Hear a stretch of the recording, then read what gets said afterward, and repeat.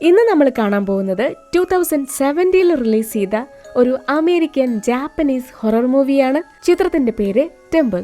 അപ്പൊ നമുക്ക് ഒട്ടും തന്നെ സമയം കളയാതെ ഈ ഒരു പ്രേത ചിത്രത്തിന്റെ മുഴുവൻ കഥ കണ്ടാലോ? അതിനു മുൻപ് നിങ്ങൾ എന്റെ ഈ ചാനൽ ആദ്യമായിട്ടാണ് കാണുന്നതെങ്കിൽ ലൈക്ക് ചെയ്യാനായിട്ട് മറക്കരുത്. സബ്സ്ക്രൈബ് ചെയ്യാത്തവരുണ്ടെങ്കിൽ മറക്കാതെ സബ്സ്ക്രൈബ് ചെയ്യുക. ചിത്രത്തിന്റെ സ്റ്റാർട്ടിംഗ് സീനില് ജപ്പാനിലെ ഒരു കാടിനുള്ളില് കുറെ പോലീസുകാര് കാടിനുള്ളിൽ വെച്ച് കാണാതായ ഒരാളെ തെരഞ്ഞോണ്ടിരിക്കുകയാണ്. കാണാതായത് ഒരു ടൂറിസ്റ്റ് ആണ്. പോലീസ് അങ്ങനെ ആ കാട് മുഴുവനും ടോർച്ച് അടിച്ച് തെരഞ്ഞോണ്ടിരിക്കുമ്പോ അവിടെ ആരോ ക്യാമ്പ് ചെയ്തതുപോലെ കണ്ടെത്തും. അവിടെ ആരോ തീയൊക്കെ കത്തിച്ചിട്ടുണ്ട്. മാത്രമല്ല തൊട്ടു തന്നെ പുതിയ ഒരു വീഡിയോ ക്യാമറ കൂടി കിടക്കുന്നുണ്ടായിരുന്നു. ഇവരിപ്പോ തെരഞ്ഞോണ്ടിരിക്കുന്ന കാടിനുള്ളില് മലയുടെ മുകളിലായിട്ട് പഴയൊരു ജാപ്പനീസ് ടെമ്പിൾ ഉണ്ട്. ഇനി അവിടെ ആരെങ്കിലും ഉണ്ടോന്നറിയാൻ ഒരു പോലീസ് ലേഡി ആ ടെമ്പിളിന്റെ ഡോർ തുറന്നു നോക്കി. അപ്പതേ ക്ഷേത്രത്തിനകത്ത് ഒരു ജേണല് കിടക്കുന്നുണ്ട്. മാത്രമല്ല ആ ബുക്കിലേക്ക് മുകളിൽ നിന്ന് ബ്ലഡ് ഇറ്റിറ്റ് വീഴുന്നുണ്ടായിരുന്നു. ആ പോലീസുകാരി മുകളിൽ എന്തോ കണ്ട് അലറി വിളിക്കുന്നത് കാണിച്ചാണ് ഈ ചിത്രത്തിന്റെ ടൈറ്റിൽ എഴുതി കാണിക്കുന്നത് ടെമ്പിൾ. അടുത്ത സീനില് പ്രൊഫസർ റിയോ ഒരു ഇന്ററോഗേഷൻ റൂമില് വളരെ സീരിയസ് ആയിട്ട് ആരോടോ ഫോണിൽ സംസാരിച്ചുകൊണ്ട് നിൽക്കുകയാണ്. ഞാൻ ആ വീഡിയോ കണ്ടിരുന്നു. ഉറപ്പായും ഞാനത് കണ്ടെത്തും. ഞാൻ നിങ്ങളെ പിന്നീട് വിളിക്കാം എന്ന് പറഞ്ഞ് പ്രൊഫസർ ആ ഫോൺ കോള് കട്ട് ചെയ്യാണ്. ഇപ്പോ ഒരു വീൽ ചെയറില് ദേഹം മൊത്തം മുറിവുകളുമായി മുഖം തന്നെ തിരിച്ചറിയാൻ പറ്റാത്ത ഒരു അവസ്ഥയില് ഒരാളെ പ്രൊഫസറിന്റെ അടുത്തേക്ക് കൊണ്ടുവരുന്നുണ്ട്. ആ വീൽ ചെയറിലിരിക്കുന്ന വ്യക്തി ഒരു അമേരിക്കക്കാരനാണ്. പുള്ളി ആരാണ്, എന്താണ്, ഇതൊന്നും തന്നെ പ്രൊഫസർക്ക് അറിയില്ല. അപ്പോ കാര്യങ്ങളൊക്കെ ചോദിച്ച് മനസ്സിലാക്കാനായിട്ട് പ്രൊഫസറിന്റെ ഒരു സ്റ്റുഡന്റ് മസാക്കി അദ്ദേഹത്തെ സഹായിക്കും. കാരണം പ്രൊഫസർ റിയോയ്ക്ക് ഇംഗ്ലീഷ് അറിയത്തില്ല. മസാക്കിയാണ് ആ അമേരിക്കക്കാരനോട് ഇംഗ്ലീഷില് കാര്യങ്ങള് ചോദിച്ചറിയാൻ പോണത്. പ്രൊഫസർ ഇപ്പോ ആ പേഷ്യന്റിനോട് ജാപ്പനീസില് നീ ആരാ, നിന്റെ പേരെന്താണെന്ന് ചോദിക്കും. അത് കേട്ട് മസാക്കി അക്കാര്യം ഇംഗ്ലീഷില് ആ പേഷ്യന്റിനോട് സംസാരിക്കുകയാണ്. അതിന് ആ പേഷ്യന്റ് തന്റെ പേരൊന്നും പറയുന്നില്ല. വളരെ കഷ്ടപ്പെട്ടാണ് സംസാരിക്കുന്നത്. ഞാനിപ്പോ എവിടെയാ, ഇത് ഹോസ്പിറ്റലാണോ? അതിന് മസാക്കി ആ പേഷ്യന്റിനെ സമാധാനിപ്പിക്കും. പേടിക്കേണ്ട, ഇതൊരു ഹോസ്പിറ്റൽ പോലെ തന്നെയാണ്, നിങ്ങളിപ്പോ സേഫ് ആണ്. സാറ് ചോദിക്കുന്നതിന് മറുപടി പറഞ്ഞാ മതി കേട്ടോ. ഈ സമയം പ്രൊഫസർ ഒരു വീഡിയോ ഫുട്ടേജ് ആ പേഷ്യന്റിന് കാണിച്ചു കൊടുത്തു. ഈ പെൺകുട്ടിയെ നിനക്കറിയോ? ആ പേഷ്യന്റ് ആണെങ്കിൽ ആ വീഡിയോ ശ്രദ്ധിച്ചു നോക്കുന്നുണ്ട്. ഇതാണ് നമ്മുടെ ഈ ചിത്രത്തിലെ കഥാനായിക കേറ്റ്. ഒരു കോളേജ് സ്റ്റുഡന്റ് ആണ്. ഈ ഒരു വീഡിയോ കേറ്റ് തന്റെ ബോയ് ഫ്രണ്ട് ജെയിംസിന് വേണ്ടി റെക്കോർഡ് ചെയ്തതാണ്. നായിക തന്റെ പ്രോജക്റ്റിന്റെ ഭാഗമായിട്ട് പുരാതന ക്ഷേത്രങ്ങളെ കുറിച്ച് പഠിക്കാനും അവയൊക്കെ ഫോട്ടോസൊക്കെ എടുക്കാനായിട്ട് ജപ്പാനിലേക്ക് പോവാൻ പ്ലാൻ ചെയ്യുന്നുണ്ട്. കേറ്റിന് ഈ വീഡിയോ ഒക്കെ എടുക്കാനായിട്ട് അവളെ ഹെൽപ്പ് ചെയ്യുന്നത് ചൈൽഡ്ഹുഡ് ഫ്രണ്ടായ ക്രിസ് എന്നൊരു ചെറുപ്പക്കാരനാണ്.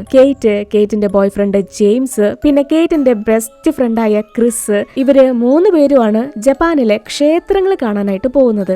ഇപ്പോ പ്രസന്റിലേക്ക് വരുമ്പോ പ്രൊഫസർ ആ പേഷ്യന്റിനോട് ചോദിക്കും, നിനക്ക് ആ പെൺകുട്ടിയെ അറിയോ? നിങ്ങൾക്ക് എന്താണ് സംഭവിച്ചത്?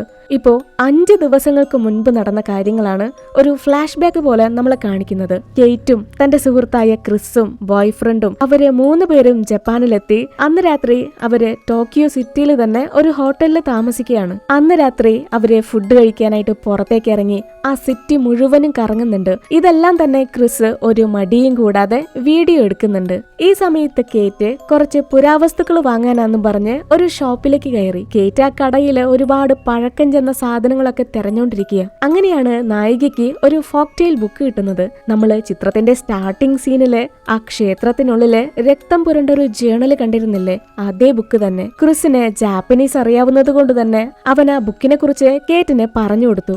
അതില് ഒരുപാട് പഴക്കം ചെന്നൊരു ക്ഷേത്രത്തെ കുറിച്ച് പറയുന്നുണ്ട്. ആ ടെമ്പിള് ഒരു മലയുടെ മുകളിലാണ്. ആ കാടിനെ സംരക്ഷിക്കാനായി ഒരു വനദേവതയുണ്ട്.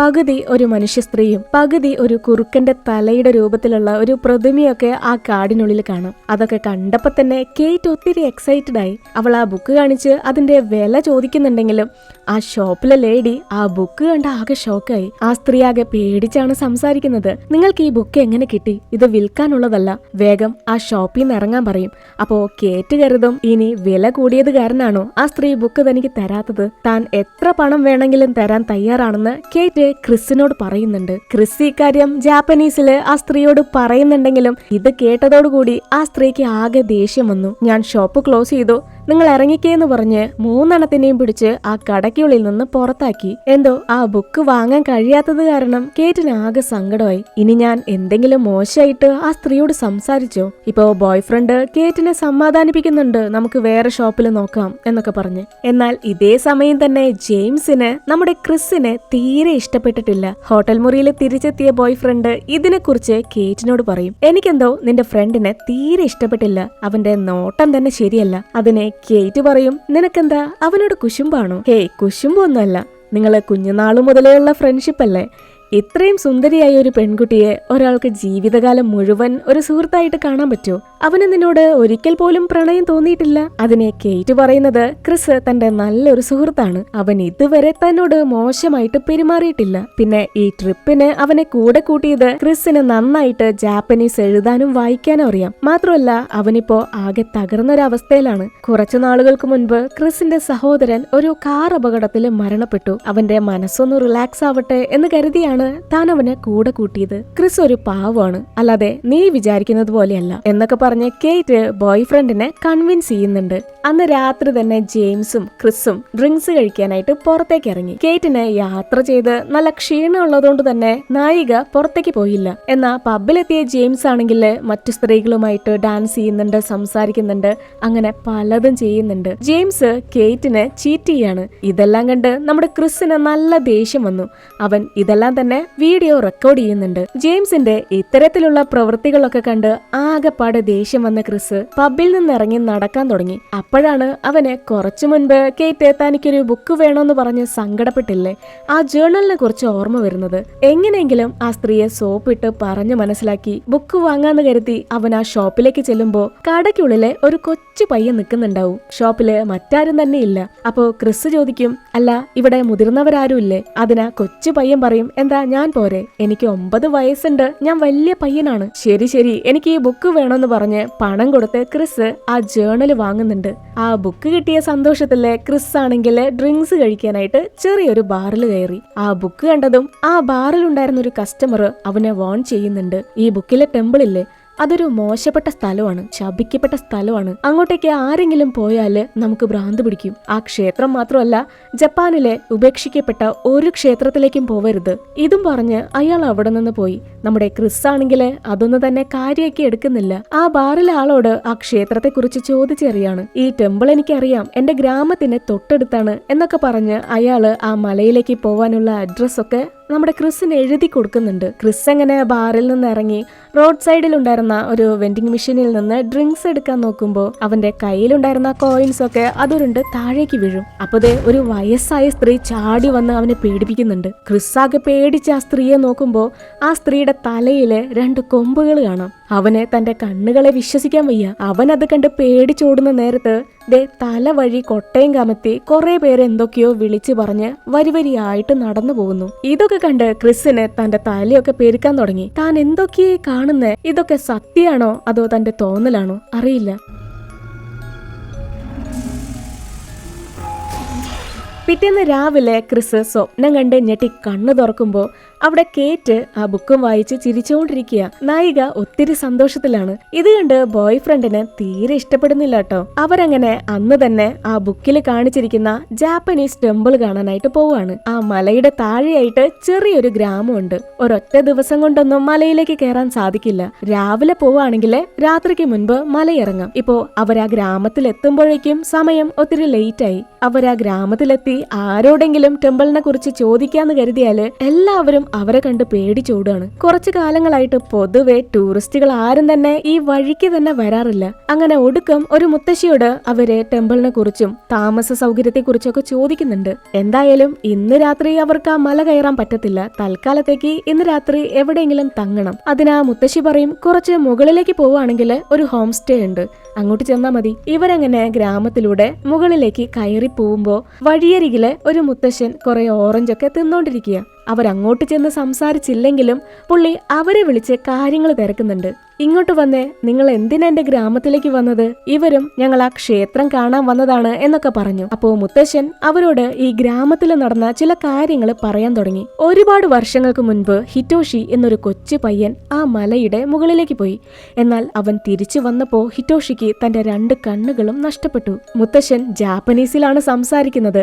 അതുകൊണ്ട് ജെയിംസിനും കേറ്റിനും പുള്ളി എന്താണ് ഈ പറയുന്നതെന്ന് വലിയ പിടുത്തമില്ല. അപ്പോ ക്രിസ് ചോദിക്കും, കണ്ണ് പോയി എന്ന് പറഞ്ഞാ കാഴ്ച നഷ്ടപ്പെട്ടു എന്നാണോ? അതിന് മുത്തശ്ശൻ പറയും, അങ്ങനല്ല, ഹിറ്റോഷിയുടെ 2 കണ്ണുകളും എന്തോ ഒന്ന് കുത്തിപ്പൊട്ടിച്ചതാണ്. അവൻ തിരിച്ചു വന്നപ്പോ ആ കൊച്ചു പയ്യന്റെ കയ്യില് 2 കണ്ണുകളും ഉണ്ടായിരുന്നു, ദേ ഇതുപോലെ. ഇക്കാര്യം കേട്ട് ക്രിസിനാകെ പേടിയായി. എന്തായാലും ഈയൊരു കാര്യം അവൻ മറ്റു 2 പേരോടും പറയില്ല, കാരണം അവര് പേടിക്കില്ലേ. 3 പേരും അങ്ങനെ ഗ്രാമത്തിന് മുകളിലേക്ക് ചെന്ന് അവർക്ക് താമസിക്കാനുള്ള സൗകര്യം ഉണ്ടെന്ന് പറഞ്ഞ മുത്തശ്ശിയുടെ വീട് കണ്ടെത്തി. മുത്തശ്ശി അവരെ അകത്തേക്ക് ക്ഷണിച്ച് അവർക്ക് താമസിക്കാനുള്ള മുറിയൊക്കെ കാണിച്ചു കൊടുക്കുന്നുണ്ട്. ഈ സമയം ക്രിസ് ആണെങ്കില് അറിയാതെ ഒരു മുറി തുറന്നു നോക്കുമ്പോ ആ മുറിക്കകത്ത് പ്രായമായ ഒരു അപ്പൂപ്പൻ ഇരിക്കുന്നുണ്ട്. അദ്ദേഹത്തിന് തന്റെ 2 കണ്ണുകളും ഇല്ല. ഇപ്പോ ക്രിസിനൊരു കാര്യം മനസ്സിലായി. കുറച്ചു മുൻപ് മുത്തശ്ശൻ പറഞ്ഞ കഥയിലെ ഹിറ്റോഷി എന്ന പയ്യൻ അത് ഈ മുത്തശ്ശനാണ്. ഒരല്പസമയം കഴിഞ്ഞ് കേറ്റും ബോയ് ഫ്രണ്ടും കാറ്റ് കൊള്ളാനാന്ന് പറഞ്ഞ് വീടിന് പുറത്തേക്ക് നടക്കാൻ ഇറങ്ങി. ക്രിസ് ആണെങ്കില് ഞാൻ കട്ടുറുമ്പാവുന്നില്ലേ എന്ന് പറഞ്ഞ് ക്യാമറ ഓണാക്കി മുത്തശ്ശിയോട് സംസാരിച്ചോണ്ടിരിക്കുക. മുത്തശ്ശിക്ക് പ്രശ്നമില്ലെങ്കില് ആ ടെമ്പിളിനെ കുറിച്ച് എന്തെങ്കിലും എന്നോട് പറയാൻ പറ്റൂ? ഇത് കേട്ട് മുത്തശ്ശി പറയും, ഇനി അതിനെക്കുറിച്ച് പറഞ്ഞിട്ട് എന്തിനാ? ഈ ഗ്രാമത്തിലെ കുറച്ച് കുട്ടികള് ആ മലയിലേക്ക് കളിക്കാനായിട്ട് പോയി. പിന്നീട് ആരും ആ കുട്ടികളെ കണ്ടിട്ടില്ല. അന്ന് തനിക്ക് വെറും 17 വയസ്സാണ്. കുട്ടികളെ കാണാതായതിനെ തുടർന്ന് പിന്നെ ആ ക്ഷേത്രത്തിലെ പൂജകളോ ചടങ്ങുകളോ ഒന്നും തന്നെ നടത്താറില്ല. പിന്നെ ടൂറിസ്റ്റുകളും വരാതായി. ഇതെല്ലാം പറഞ്ഞ് മുത്തശ്ശി എന്തൊക്കെയോ ചിന്തിച്ച് സ്റ്റക്കായിട്ടിരിക്കുക. എന്നിട്ട് പെട്ടെന്ന് തന്നെ അവിടെ നിന്ന് എണീറ്റ് പോയി. ക്രിസ് അങ്ങനെ തന്റെ ക്യാമറയിലെ ആ വീട് മുഴുവനും പകർത്തുന്നുണ്ട്. അപ്പോഴാണ് ഒരു കൊച്ചു പയ്യൻ അവന്റെ ക്യാമറയ്ക്ക് മുന്നിൽ വന്നു നിൽക്കുന്നത്. ആ പയ്യനെ കണ്ട് ക്രിസ് ആകെ സർപ്രൈസ് ആയി. അതാ ഷോപ്പിൽ വെച്ച് കണ്ട ആ കൊച്ചു പയ്യനാണ്. അല്ല, നീ ഇവിടെ എന്ത് ചെയ്യാ? നീ എങ്ങനെ ഇവിടെ വന്നു? അതിനാ പയ്യൻ പറയും, ഇതെന്റെ വീടാണ്. അല്ല, നിങ്ങൾ എന്തിനാ എന്റെ ഗ്രാമത്തിലേക്ക് വന്നത്? ഞാൻ നിങ്ങളുടെ ടെമ്പിൾ കാണാൻ വന്നതാ. ഇത് കേട്ടാ പയ്യൻ ആ ക്ഷേത്രത്തെ കുറിച്ച് വായി തോരാതെ സംസാരിച്ചോണ്ടിരുന്നു. ഞാൻ എപ്പോഴും അങ്ങോട്ട് കളിക്കാൻ പോവാറുണ്ട്. എനിക്ക് അങ്ങോട്ടുള്ള വഴി അറിയാം. ഞാൻ വേണമെങ്കില് നാളെ നിങ്ങളോടൊപ്പം വരാം. എന്നെ നിങ്ങളോടൊപ്പം കൊണ്ടുപോവോ? അവര് 2 പേരും സംസാരിച്ചോണ്ടിരിക്കുന്ന നേരത്താണ് മുത്തശ്ശി ആ പയ്യനെ ഉറങ്ങാനായിട്ട് വിളിക്കുന്നത്. അപ്പോ ആ പയ്യനും തന്റെ ഡോഗും ആ മുറിയിൽ നിന്ന് നാളെ കാണാന്ന് പറഞ്ഞ് ടാറ്റയും പറഞ്ഞു പോയി. ഇത്ര നേരമായിട്ടും കേറ്റും ബോയ് ഫ്രണ്ടും നടക്കാൻ പോയിട്ട് തിരിച്ചെത്തിയിട്ടില്ല. ക്രിസ് പതിയെ ആ വീട് ചുറ്റി നടന്ന് കാണുന്നുണ്ട്. അപ്പോഴാണ് കണ്ണുകൾ നഷ്ടപ്പെട്ട ഹിറ്റോഷി എന്ന അപ്പൂപ്പനെ കാണുന്നത്. അവനാണെങ്കിൽ സംസാരിക്കാൻ ഒരു മടിയാണ്. കണ്ണിനെ കുറിച്ച് ചോദിച്ചാല് അപ്പൂപ്പന് ഇനി സങ്കടമായാലോ? അവൻ തപ്പി ജാപ്പനീസില് കണ്ണിനെ കുറിച്ച് ചോദിക്കും. അതിനെ ഹിറ്റോഷി അപ്പൂപ്പൻ പറയും, നീ ബുദ്ധിമുട്ടണ്ട, ഞാൻ നിന്നെക്കാളും നന്നായിട്ട് ഇംഗ്ലീഷ് സംസാരിക്കും. അത് കേട്ടപ്പോ തന്നെ ക്രിസിന് സന്തോഷമായി. മുത്തശ്ശൻ ഈ ഗ്രാമത്തിൽ നടന്ന കാര്യങ്ങള് ക്രിസിനോട് പറയാൻ തുടങ്ങി. കുറച്ചു വർഷങ്ങൾക്ക് മുൻപ് ഈ ഗ്രാമത്തിലെ 6 കുട്ടികള് കളിക്കാനായിട്ട് ആ ടെമ്പിളുള്ള മലയിലേക്ക് പോയി. അന്ന് രാത്രിയായിട്ടും കുഞ്ഞുങ്ങളെ തിരിച്ചു വന്നില്ല. കുഞ്ഞുങ്ങളെ കാണാതെ ഗ്രാമത്തിലുള്ളവര് ആ മല മുഴുവനും കുഞ്ഞുങ്ങളെ തെരഞ്ഞു നോക്കി. ആ സമയത്ത് ആ ടെമ്പിളില് ഒരു ബുദ്ധ സന്യാസി താമസിച്ചിരുന്നു. ആ സന്യാസിയോട് കുഞ്ഞുങ്ങളെ പറ്റി ചോദിച്ചപ്പോ ആ സന്യാസി എന്തൊക്കെയോ വിചിത്രമായ കാര്യങ്ങളാണ് പറഞ്ഞത്. അതൊന്നും വിശ്വസിക്കാൻ തന്നെ പറ്റുന്ന കാര്യങ്ങളായിരുന്നില്ല. ആ സന്യാസിയാണ് കുഞ്ഞുങ്ങളെ എന്തോ ചെയ്തേന്ന് പറഞ്ഞ് ഗ്രാമത്തിലുള്ള എല്ലാവരും ചേർന്ന് ആ സന്യാസിയെ കൊലപ്പെടുത്തി. ഇതിനുശേഷം ഈ ഗ്രാമത്തിലുള്ള ആരും തന്നെ ആ ക്ഷേത്രത്തിലേക്ക് പോകാറില്ല, ചടങ്ങുകളും ചെയ്യാറില്ല. അതിപ്പോ പാഴടഞ്ഞു പോയ ശപിക്കപ്പെട്ട ഒരു സ്ഥലം മാത്രമാണ്. ഈ ഗ്രാമത്തിലെ ആളുകള് ഇത്ര വർഷങ്ങളായിട്ടും കാണാതായ കുഞ്ഞുങ്ങളെ എന്നെങ്കിലും തിരിച്ചു വരും എന്ന പ്രതീക്ഷയില് പ്രാർത്ഥിക്കുന്നുണ്ട്. പിറ്റേന്ന് രാവിലെ തന്നെ അവര് 4 പേരും ആ ടെമ്പിൾ കാണാനായിട്ട് പോവുകയാണ്. അവർക്ക് വഴി പറഞ്ഞു കൊടുക്കുന്നത് ആ കൊച്ചു പയ്യനാണ് സെയ്റ്റ. അവൻ തുള്ളിച്ചാടി അവരോടൊപ്പം ആ മല കയറുന്നുണ്ട്. അവന്റെ സംസാരം കേട്ടാ അതൊരു കൊച്ചു പയ്യനായിട്ട് തോന്നില്ല. നമ്മുടെ ക്രിസിന് കുറെ അഡ്വൈസ് ഒക്കെ കൊടുക്കുന്നുണ്ട്. സൂക്ഷിക്കണം, ശരിക്കും നടക്കണം, നമുക്ക് പെട്ടെന്ന് തന്നെ മലയിറങ്ങണം എന്നൊക്കെ. ഇപ്പോ പ്രസന്റിലേക്ക് വരുമ്പോ പ്രൊഫസർ റിയോ ആ പേഷ്യന്റിനോട് ചോദിക്കും, നിങ്ങൾക്ക് ആ ടെമ്പിൾ ഇരിക്കുന്ന സ്ഥലം അത് കാണിച്ചു തന്നത് ആരാണ്? അതിന് അയാൾ പറയും, അതൊരു കൊച്ചു പയ്യനാണ് സെയ്റ്റ, അവൻ ആ ഗ്രാമത്തിലുള്ളതാണ്. അങ്ങനെ വീണ്ടും പാസ്റ്റിലേക്ക് വരുമ്പോ മലയുടെ താഴെ തന്നെ ചെറിയൊരു ടെമ്പിൾ ഉണ്ടാവും. അവര് തെരഞ്ഞു വന്നത് ഈ ക്ഷേത്രമല്ലാട്ടോ. ആ കൊച്ചു പയ്യനാണെങ്കിൽ എങ്ങനെ പ്രാർത്ഥിക്കണം എന്നൊക്കെ അവർക്ക് കാണിച്ചു കൊടുക്കുന്നുണ്ട്. ക്രിസ് അതുപോലെയൊക്കെ കാണിക്കുന്നുണ്ട്. ഇത് കണ്ട് ചിരി വന്ന കേറ്റ് ആണെങ്കിൽ അക്കാര്യങ്ങളൊക്കെ ക്യാമറയിൽ പകർത്തി. ഈ സമയം കൊണ്ട് തന്നെ ബോയ് ഫ്രണ്ട് ജെയിംസ് ആ ക്ഷേത്രത്തിന് തൊട്ടായിട്ട് ഒരു തുരങ്കം കണ്ടെത്തി. ജെയിംസിന് ആ തുരങ്കത്തിനകത്തേക്ക് പോയി എക്സ്പ്ലോർ ചെയ്യാനായിട്ട് നല്ല താല്പര്യമാണ്. എന്നാൽ കേറ്റിന് വലിയ പേടിയാണ്. നമ്മൾ ഇങ്ങോട്ട് വന്നത് മൈൻ കാണാനല്ലല്ലോ, ടെമ്പിൾ കാണാനല്ലേ, എന്നിട്ട് കുറച്ച് ഫോട്ടോസ് എടുക്കണം, തിരികെ പോണം. എന്തൊക്കെ പറഞ്ഞിട്ടും ജെയിംസിന് ആ തുരങ്കത്തിനകത്തേക്ക് പോവാതെ യാതൊരു സമാധാനവുമില്ല. ശരി നമുക്ക് ആദ്യം ആ ക്ഷേത്രം കാണാം, എന്നിട്ട് നമുക്ക് തിരിച്ചു പോകുമ്പോ ഈ മൈൻ കാണാം എന്നൊക്കെ പറഞ്ഞ് കേറ്റ് ബോയ് ഫ്രണ്ടിനെ കൺവിൻസ് ചെയ്യുന്നുണ്ട്. അവരങ്ങനെ വീണ്ടും മല കയറാൻ തുടങ്ങി. അടയാളത്തിനായിട്ട് ഒരു സ്കാർഫൊക്കെ മരത്തില് കെട്ടിവെക്കുന്നുണ്ട്. അങ്ങനെ ഒരു വിധത്തില് അവർ ആ ടെമ്പിൾ കണ്ടെത്തി. ചെറിയൊരു ക്ഷേത്രം. അവർ ആ ക്ഷേത്രത്തിന് ചുറ്റുപാടും നോക്കുമ്പോഴാണ് ക്രിസ് കൊടുത്ത ബുക്കിലുണ്ടായിരുന്ന വനദേവതയുടെ ആ ഒരു സ്റ്റാറ്റ്യൂ കാണുന്നത്. അതിന് 2 തലയുണ്ട്. സ്ത്രീയുടെ ശരീരവും ഒരു കുറുക്കന്റെ തലയും മനുഷ്യന്റെ തലയും. എന്തായാലും കേറ്റിന് ഒത്തിരി സന്തോഷായി. തനിക്ക് ആ പ്രതിമ നേരിട്ട് കാണാൻ കഴിഞ്ഞല്ലോ. ഈ കാടും മലയും ടെമ്പിളൊക്കെ പ്രൊട്ടക്ട് ചെയ്യുന്നത് ഈ വനദേവതയാണ്. ഇതേ സമയം ആ കൊച്ചു പയ്യനാണെങ്കില് ആ ശില്പം കണ്ട് ആകെ പേടിക്കുന്നുണ്ട്. അവൻ ആ ടെമ്പിളിന്റെ അടുത്തേക്ക് തന്നെ വരുന്നില്ല. ഇപ്പോ സെയ്റ്റ ക്രിസിനോട് പറയും, ഞാൻ വീട്ടിലേക്ക് പോവാണ്, സമയം ഒത്തിരി ലേറ്റായി, എന്നെ അമ്മ തിരക്കുന്നുണ്ടാവും, പിന്നെ സന്ധ്യയാവുന്നതിന് മുൻപ് നിങ്ങൾ മല ഇറങ്ങിക്കോണം. ഇതും പറഞ്ഞ കൊച്ചു പയ്യൻ അവിടെ നിന്ന് നടക്കാൻ തുടങ്ങി. സെയ്റ്റ ക്രിസിനോട് ഈ കാര്യങ്ങൾ സംസാരിക്കുന്ന നേരത്ത് ക്രിസിന്റെ പിന്നിൽ ആരോ നിൽക്കുന്നത് ആ കൊച്ചു പയ്യന് കാണാം.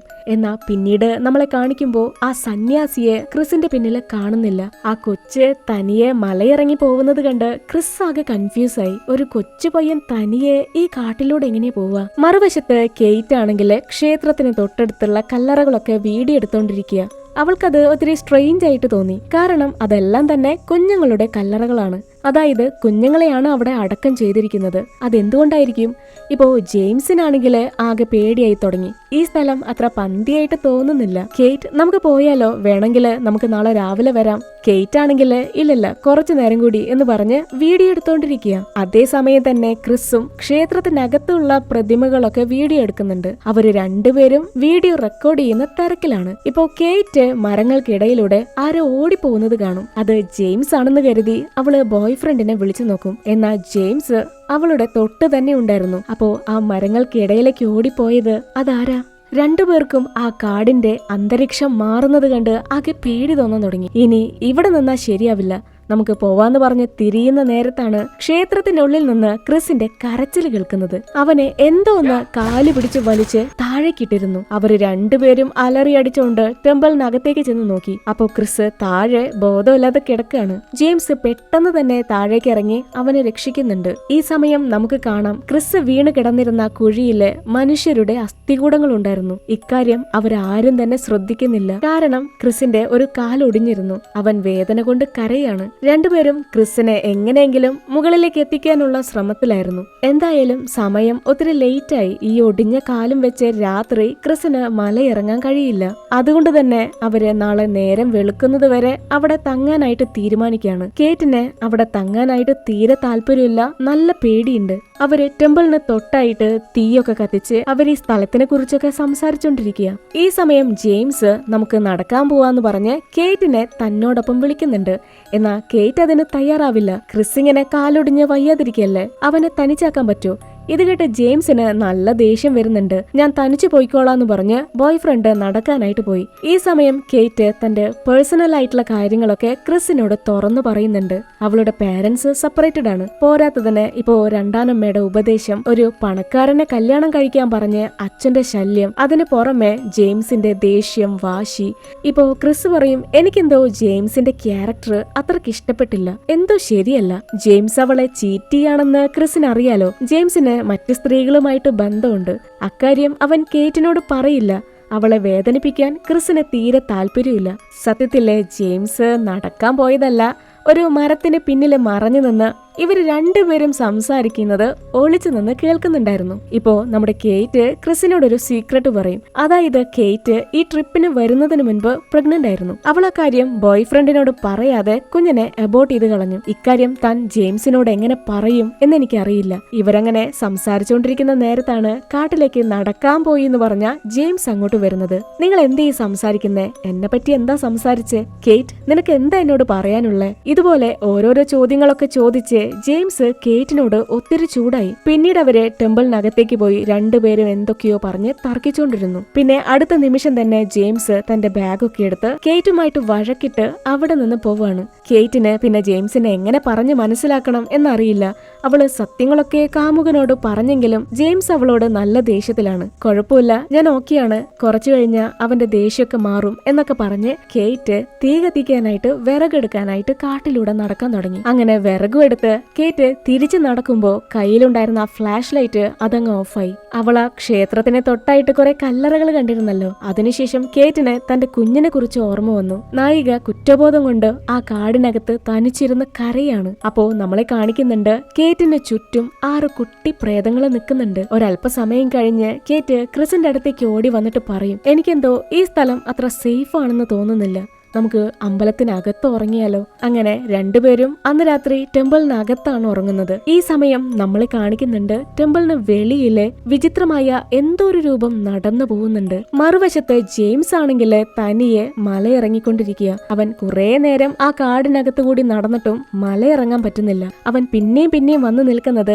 ആ ഒരു വനദേവതയുടെ പ്രതിമയ്ക്ക് മുന്നിലാണ്. മാത്രമല്ല അവന്റെ പിന്നാലെ ആരോ നടക്കുന്നത് പോലെ ശബ്ദം കേൾക്കാം. ജെയിംസിന് ആകെ പേടിയാവാൻ തുടങ്ങി. അവൻ പേടിച്ച് ചുറ്റും ടോർച്ച് അടിച്ച് നോക്കുന്നുണ്ട്.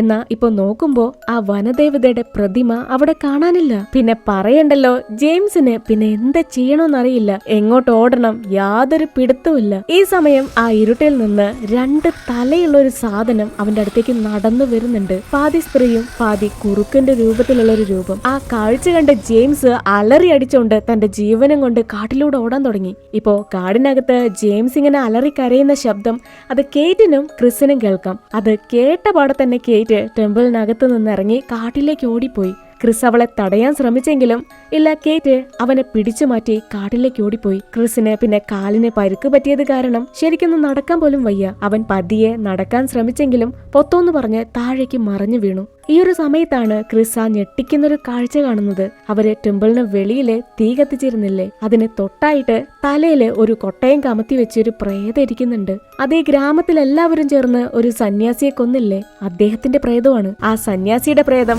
അവന്റെ അടുത്തേക്ക് നടന്നു വരുന്നുണ്ട്. അത് കണ്ടതോടുകൂടി ക്രിസ് എങ്ങനെയൊക്കെയോ എഴഞ്ഞു നീങ്ങി ക്ഷേത്രത്തിനകത്തേക്ക് കയറി അകത്തു നിന്ന് ഡോറ് ലോക്ക് ചെയ്യാണ്. ഇവിടെ മറുവശത്ത് കേറ്റ് ബോയ് ഫ്രണ്ടിനെ തെരഞ്ഞ് കാട്ടിലൂടെ ഓടിക്കൊണ്ടിരിക്കുക. അവൾക്ക് ജെയിംസിന്റെ കരച്ചില് കേൾക്കാം.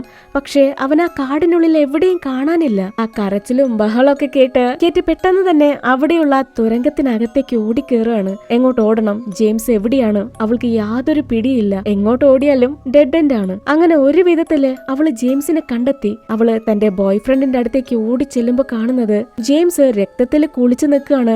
ജെയിംസിന് തന്റെ 2 കണ്ണുകളും ഇല്ല. ഇത് കണ്ടതോടുകൂടി കേറ്റ് അവിടെ നിന്ന് ജീവനും കൊണ്ട് ഓടാൻ തുടങ്ങി. എന്നാ എത്ര തന്നെ ഓടിയിട്ടും പുറത്തേക്കുള്ള വഴി അവളെ കൊണ്ട് കണ്ടെത്താൻ കഴിഞ്ഞില്ല. അവൾ ഇങ്ങോട്ട് വന്ന വഴിയില്ലേ, അതാകെ ഇടിഞ്ഞ് തകർന്ന് വീണ് ബ്ലോക്കായി ആകെ കൊളാപ്സായി. അവൾക്കിപ്പോ പുറത്തേക്ക് രക്ഷപ്പെടാൻ യാതൊരു മാർഗവുമില്ല. മറുവശത്ത് ക്രിസ് ആണെങ്കില് പുറത്താ സന്യാസിയുടെ പ്രേതത്തെ കണ്ട് പേടിച്ച് വറച്ചിരിക്കുമ്പോ ദേ കുറച്ചു മുൻപ് ക്രിസ് വീണ് കിടന്നിരുന്ന കുഴിക്കുള്ളിൽ നിന്ന് 6 കുഞ്ഞുങ്ങളുടെ പ്രേതങ്ങള് പുറത്തേക്ക് ഇറങ്ങി വരാൻ തുടങ്ങി. കൂർത്ത പല്ലുകളും നഖങ്ങളും കൊണ്ട് ആ കുട്ടി പ്രേതങ്ങള് ക്രിസിനെ അങ്ങനെ അറഞ്ചം പുറഞ്ചം ആക്രമിക്കുന്നുണ്ട്. ആ ഫ്ലാഷ് ബാക്ക് അവിടെ കട്ട് ചെയ്ത് ഇപ്പോ പ്രസന്റിലേക്ക് വരുമ്പോ പ്രൊഫസർ ആ പേഷ്യന്റിനോട് ചോദിക്കും, നിങ്ങൾ ആ കാട്ടിലേക്ക് പോകുന്നതിന് മുൻപ് തോമസ് എന്നൊരു ടൂറിസ്റ്റ് ആ കാട്ടിലേക്ക് പോയിരുന്നു. പറ, തോമസിന് എന്ത് പറ്റി? നിന്റെ കൂടെ ഉണ്ടായിരുന്ന ആ പെൺകുട്ടി കേറ്റിന് എന്താണ് പറ്റിയത്? ഇപ്പോഴാണ് പ്രൊഫസർ ആ പേഷ്യന്റിന്റെ പേര് വിളിക്കുന്നത്. ആ കവറിനകത്ത് മൂടി പൊതിഞ്ഞിരിക്കുന്നത് നമ്മുടെ ക്രിസ് ആണ്, ക്രിസ്റ്റഫർ ആണ്. ഇപ്പോഴും ക്രിസ് എന്തൊക്കെയോ പിച്ചും പെയ്യൊക്കെയാണ് പറയുന്നത്. അതായത് സെയ്റ്റ എന്ന ആ കൊച്ചു പയ്യനെ കുറിച്ചാണ് ക്രിസ് ഇപ്പോഴും പറഞ്ഞുകൊണ്ടിരിക്കുന്നത്. അവനാണ് ഞങ്ങൾ ആ കാട്ടിലേക്ക് കൊണ്ടുപോയത്. ആ പയ്യനിപ്പോ ഈ ഹോസ്പിറ്റലിലെ കോറിഡോറിൽ നിൽക്കുന്നത് ഞാൻ കണ്ടതാണ്. ആ പയ്യൻ എന്തിനാണ് ഇങ്ങോട്ട് വന്നത്? അതിനാ പ്രൊഫസർ പറയും, നീ പറയുന്നത് പോലെ സെയ്റ്റ എന്നൊരു പയ്യൻ ഈ ഹോസ്പിറ്റലിൽ ഇല്ല.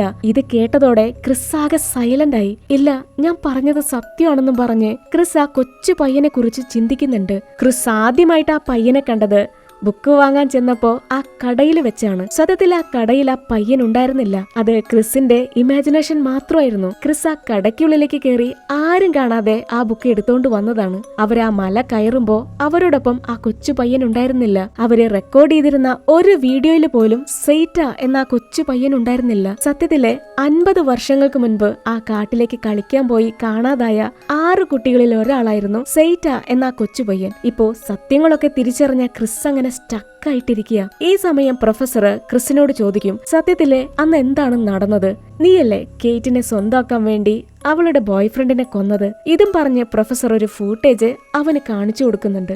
ഇതിനു മുൻപ് നമ്മളെ കാണിച്ചത് ആ വനദേവത ജെയിംസിനെ ആക്രമിക്കുന്നത് പോലെയല്ലേ? എന്നാ ഈ വീഡിയോ ഫൂട്ടേജില് കാലിന് പരുക്ക് പറ്റി നടക്കാൻ പറ്റില്ല എന്ന് പറഞ്ഞ നമ്മുടെ ക്രിസ് പിണങ്ങിപ്പോയ ജെയിംസിന്റെ പിന്നാലെ ചെന്ന് അവനെ ആക്രമിക്കുകയാണ്. ഒരു പാറക്കല്ലെടുത്ത് ജെയിംസിന്റെ തലക്കടിച്ചാണ് ക്രിസ് ബോയ്ഫ്രണ്ടിനെ കൊന്നിരിക്കുന്നത്. അല്ലാതെ ആ ഒരു ക്രീച്ചറോ വനദേവതയോ ജെയിംസിനെ ആക്രമിക്കുന്നതായിട്ട് ആ ഫൂട്ടേജിൽ കാണാൻ കഴിയില്ല. സോ ജെയിംസ് തന്റെ സുഹൃത്തിനെ ചതിക്കുകയാണെന്നറിഞ്ഞ ക്രിസ് ബോയ്ഫ്രണ്ടിനെ കൊലപ്പെടുത്തി. കാരണം ക്രിസിനെ കേറ്റിന് അത്രയ്ക്ക് ഇഷ്ടമായിരുന്നു. പ്രൊഫസർ ഈ കാര്യങ്ങളൊക്കെ ചോദിച്ചിട്ടും ക്രിസ് ഒരു അക്ഷരം പോലും മിണ്ടുന്നില്ല. അവനങ്ങനെ മിണ്ടാതിരിക്കുക.